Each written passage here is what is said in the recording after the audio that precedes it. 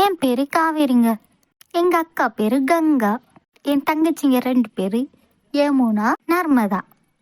இப்பவே நீங்க கண்டுபிடிச்சிருப்பீங்களே இது என்ன சீரியல்னு. ஆமாங்க, நீங்க நினைக்கிற மாதிரி இது மகாநதி சீரியல். ஒரு சகோதரிகளின் கதை. ப்ரோமோக்கு மட்டும்தாங்க சகோதரிகளின் கதை.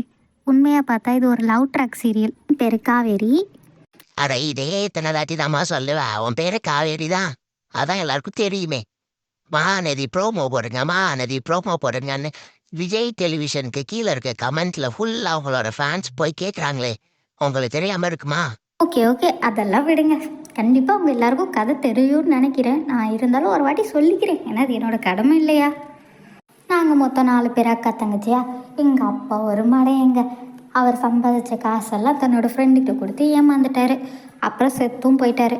அப்புறம் என்ன பண்ணுறது, நான் தான் வந்து 2வது பொண்ணாக இருந்து என் குடும்பத்தை பார்த்துக்க வேண்டிய சூழ்நிலை வந்துருச்சு.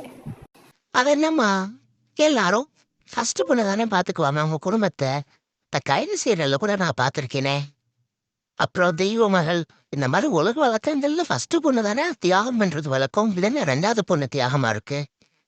இங்கே பாருங்க, ஊடால கேள்வியை கேட்டுட்டு இருக்காதீங்க. ஏன்னா காவேரிங்கிறவ ரொம்ப போல்டான பொண்ணு. இருக்கட்டும். அதெல்லாம் சீரியலோட ஸ்டார்டிங்ல. இப்ப நீ ஒரு அழகு மூஞ்சி கேரக்டர் மாறிட்டியாமே. நான் டெய்லி சீரியல் பாக்குறோமே. அதெல்லாம் நீங்கள் சொல்லாதீங்க, கொஞ்சம் நேரம் அமைதியாக இருங்க.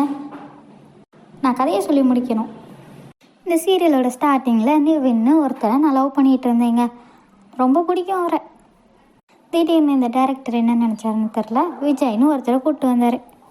அப்போன்னு பார்த்து என் தங்கச்சி நர்மதாவுக்கு ஆப்ரேஷன் பண்ண 10 லட்ச ரூபா தேவைப்பட்டுச்சா.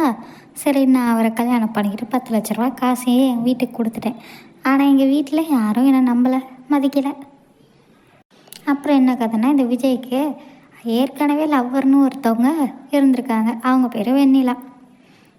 ஏன் பர்த்டேக்கு சர்ப்ரைஸாக ராகினி இந்த சீரியலில் ஒரு வில்லி இருப்பாள்ல, எங்கள் அப்பாவோட ஃப்ரெண்டோட பொண்ணு, அவள் எனக்கு வில்லியாக வந்து வச்சுருக்கா. அவள் எனக்கு அவளை சர்ப்ரைஸ் பண்ணி வச்சா வெண்ணிலாவை. நான் அவளை என் ஹஸ்பண்ட் விஜய்க்கு சர்ப்ரைஸ் பண்ணி வச்சுட்டேன். இவ்வளோ தாங்க இந்த சீரியல். இதுக்கு எதுக்கு இவ்வளோ தீவிரமான ஃபேன்ஸ் இருக்கீங்கன்னு எனக்கு ஒன்றும் புரியலை. இருந்துட்டு போங்க, நல்லதுதான். அதே மாதிரி இந்த வீடியோவையும் கொஞ்சம் லைக் பண்ணுங்கள், ஷேர் பண்ணுங்கள், சப்ஸ்கிரைப் பண்ணுங்கள். நீங்கள் பண்ணுறது பொறுத்து தான் அடுத்த பார்ட் வரும். இந்த வீடியோ ஜஸ்ட் இன்ட்ரோ தான், அதனால தான் இவ்வளோ மொக்கையா இருக்கு. லாஸ்ட் வரைக்கும் பார்த்ததுக்கு ரொம்ப நன்றி. இந்த வீடியோ மாதிரி அடுத்த வீடியோ மொக்கையா இருக்கும்னு நினைக்காதீங்க. கண்டிப்பா பெஸ்டான வீடியோ, வேற லெவலான வீடியோ உங்களுக்காக உங்களை தேடி வருது.